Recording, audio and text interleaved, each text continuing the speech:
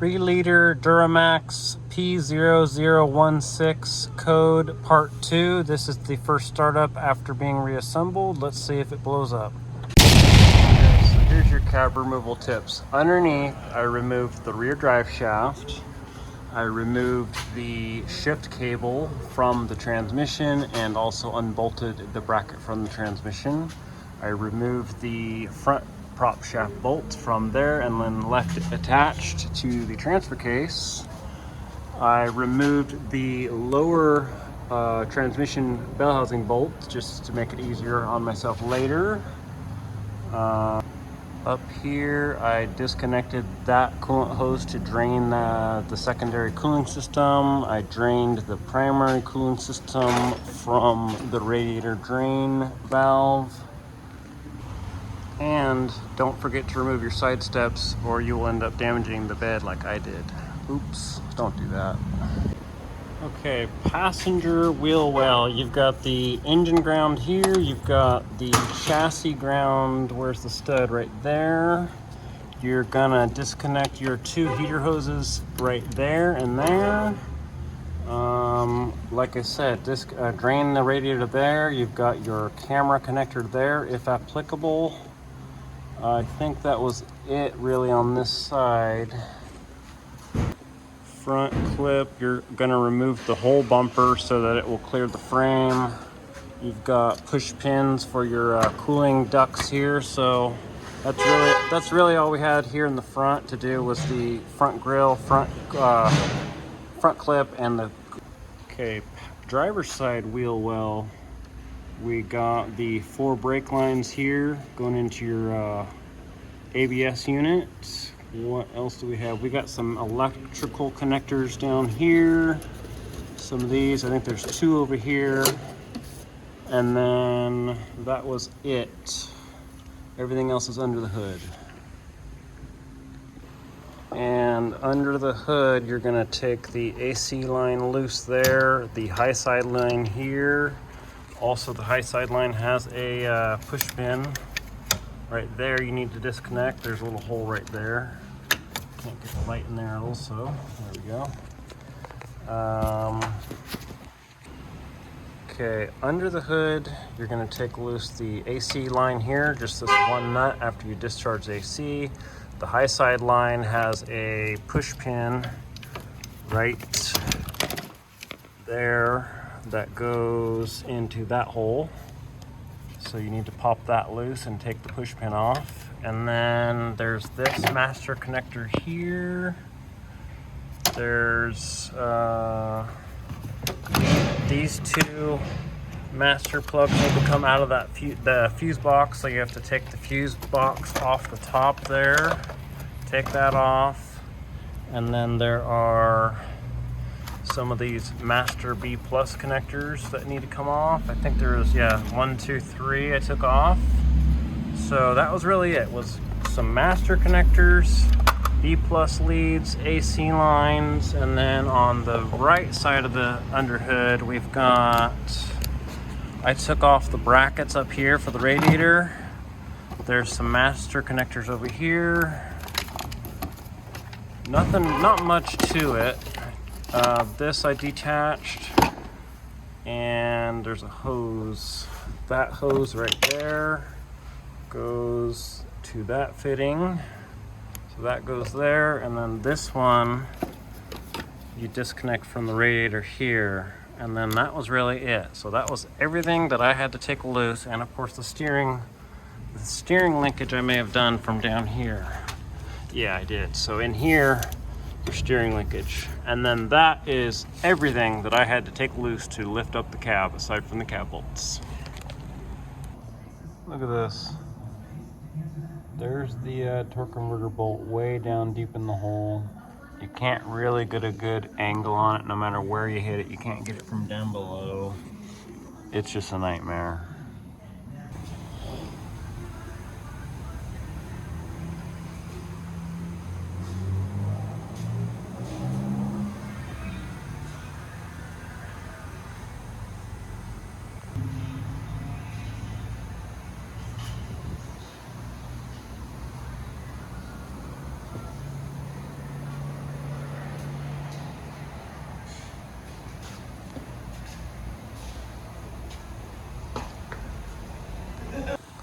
quick rundown of everything I disconnected. I got a connector here, 2 heater hoses. I got AC lines right here. Connectors here that go into your fuse block. I left the fuse block sitting on top of the cooling module. Got some B+ leads here that goes to the fuse block. I disconnected the hose here, but I didn't actually have to. Disconnected the push pins here, left that behind. Removed the front bumper and lower grille shedder because that would not clear the frame. Removed the push pins here. Here's a little box here that you need to disconnect with some wiring. Master connector here. Master connector here. Master connector here. Master connector here. This goes to your coolant reservoir on the bottom. And we've got a vent here that goes, can't remember, I think it connected somewhere up on the body. Obviously your brake lines and your steering linkage. And then we've got the transmission shift cable, which is up on the body. Also got this little camera connector here on the passenger side, so don't forget that. 2 grounds here on the passenger side also.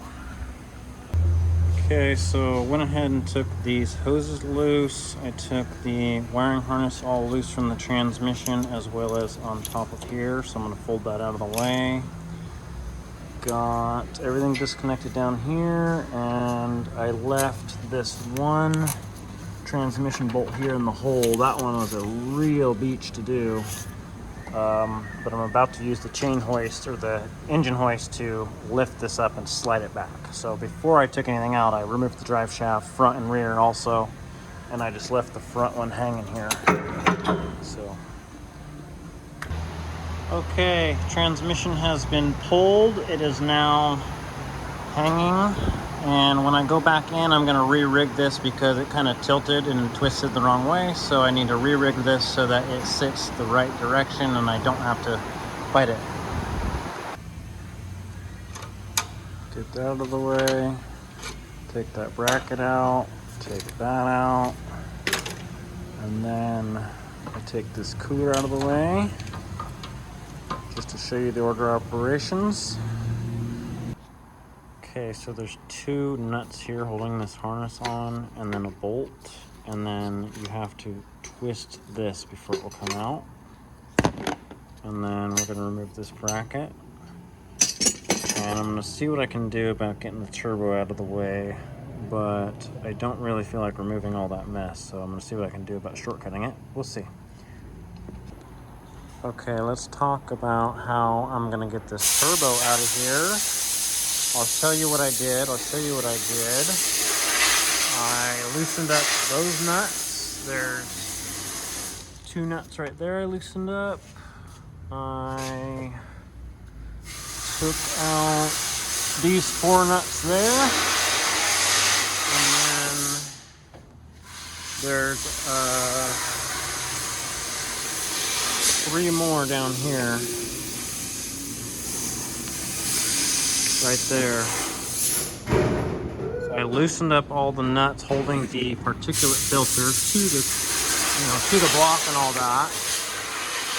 Loosened up this. I loosened up and removed the 2 bolts here on the bottom for the oil feed and return. I removed the nuts and the studs here, and both, I took that coolant hose loose and I left that one on. So then there's like 3 nuts and a bracket here. And then the turbo will lift up and get out of the way. We only need it really out of the way that much to be able to get the valve cover off. So I'll just leave it sitting right there.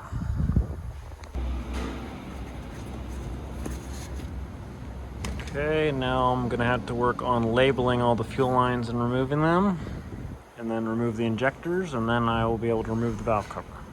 And then we'll finally be able to look at the timing chain and see what's up.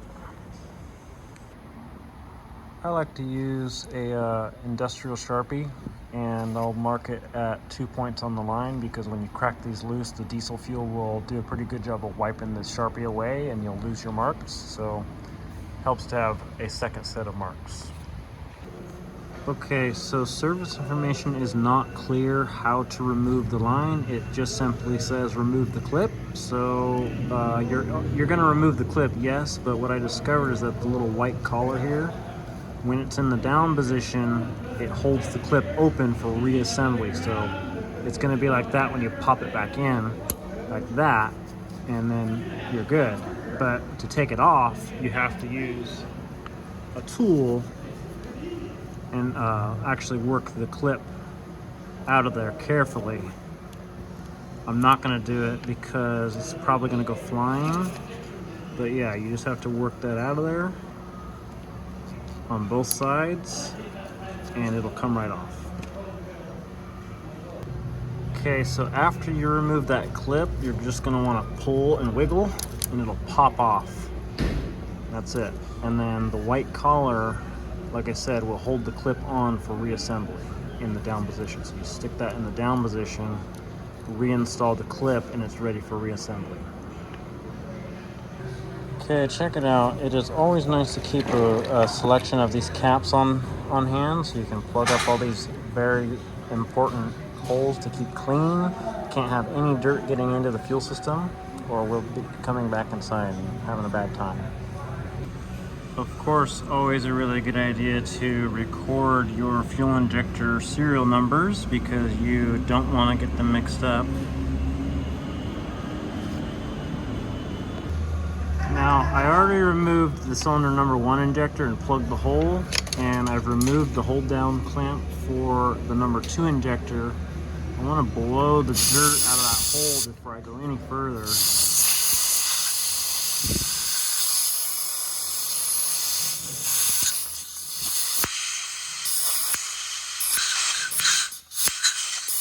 As you can see, there's a lot of dirt and dust that comes out of that hole, and that's exactly the reason why I plugged my first injector hole before I moved on to the next. So after I removed this injector, you're supposed to have a tool, but it might come out there pretty easy. The first one, I just grabbed it, twisted, and pulled it right out. But there is a tool here to help you remove that. After I remove it, again, I'm gonna plug the hole immediately after I clean it. Okay, so after pulling that cylinder 2 injector out, take a look down the hole. Even after blowing it clean, it's still got a lot of crap in it. So I'm also going to take the air one and blow that clean before I plug it.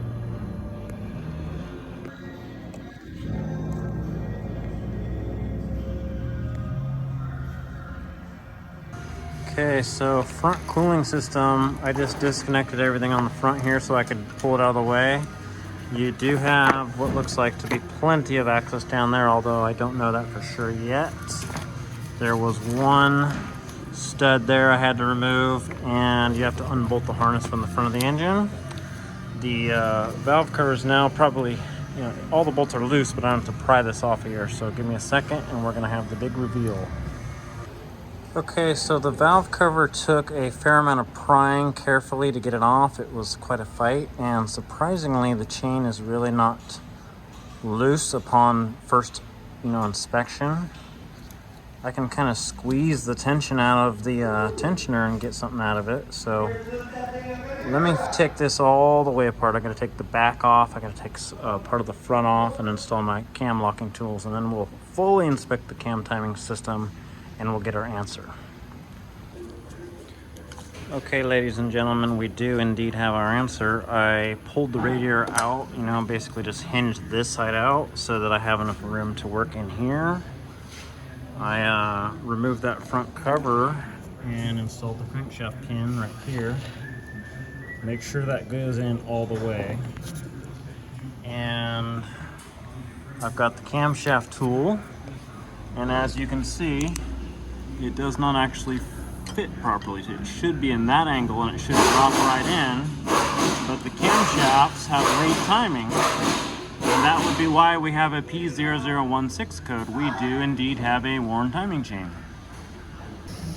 So like I said, the cam timing is late. This tool should drop in and it should drop in flat, but it's at an angle.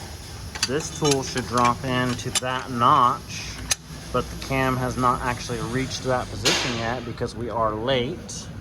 Here's the secondary chain tensioner, and it looks like it's pretty well extended. Let me get a ruler in there. There's your measurement as it is now. And then we've got our primary chain tensioner down here,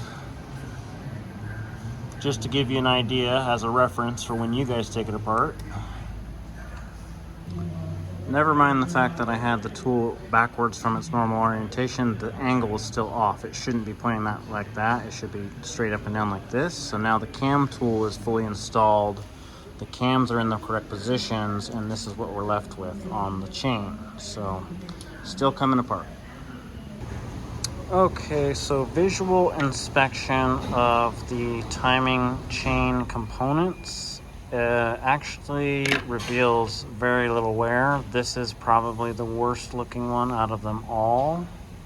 So here's the new one of that. As you can see, pretty minimal wear. I have seen a lot worse on some other engines, that's for sure. Here's this one. Minimal. That one has somewhere, you know, it's not really that bad. I have seen a lot worse.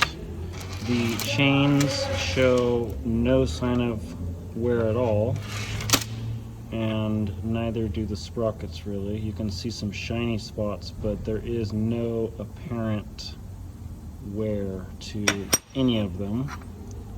So I think that we are going to replace the chains, replace the guides and the tensioners, and reassemble and see what it looks like.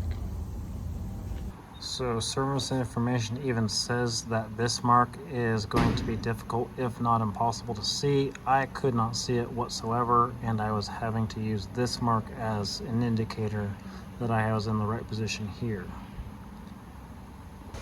Okay, so I've got the chains and all that reinstalled. This tensioner shoe goes first, then this gear and the chain, that tensioner, and then you're gonna have to use that little copper link as your indicator that you're in the right position there, because you absolutely will not be able to see that mark there. And I would actually suggest, before you take it apart, add a little mark there so that you have a reference on your new chain. Maybe add a mark there too on that chain, so you just have references when you go back. I have not rotated the engine at all after I've installed and tensioned everything, you know, torqued all the bolts. This tool's still in place. I have not rotated the crank. The crank tool's still in place. This is what our tensioner's sitting at. Brand new. And where's our other tensioner?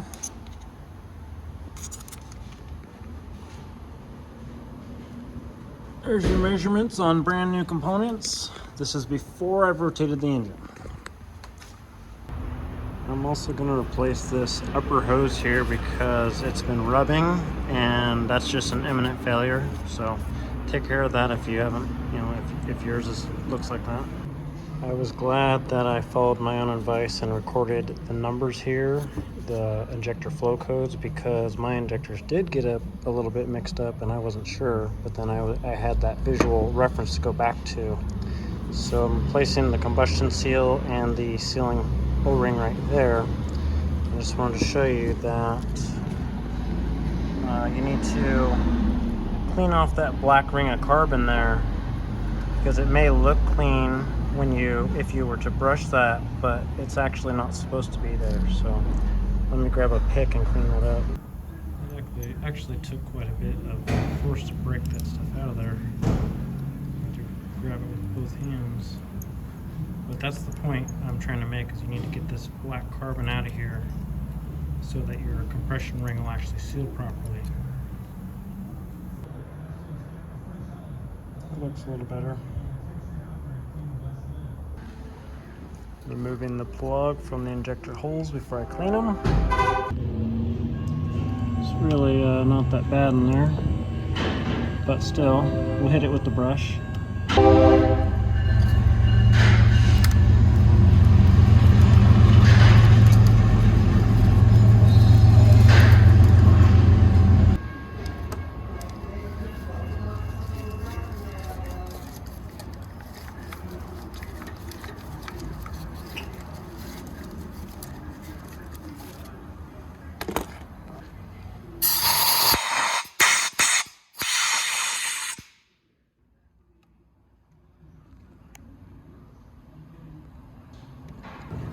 Lube up your seal with a little bit of diesel engine oil.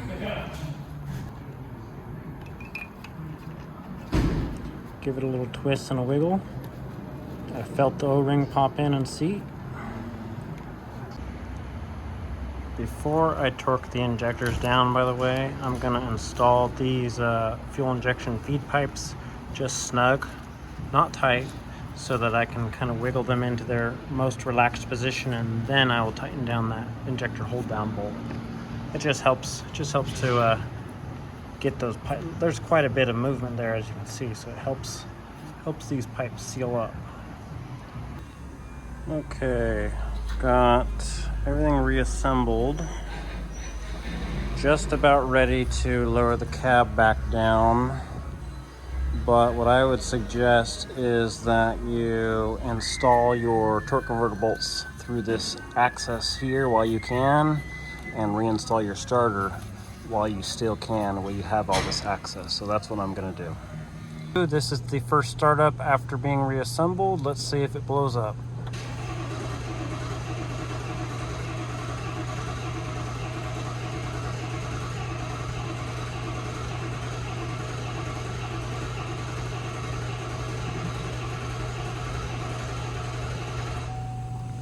May have to build a fuel pressure in the high side line.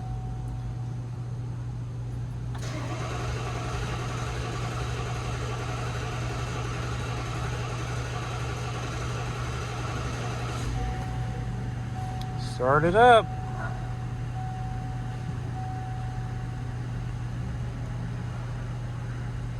No check engine light yet, so that is a good sign.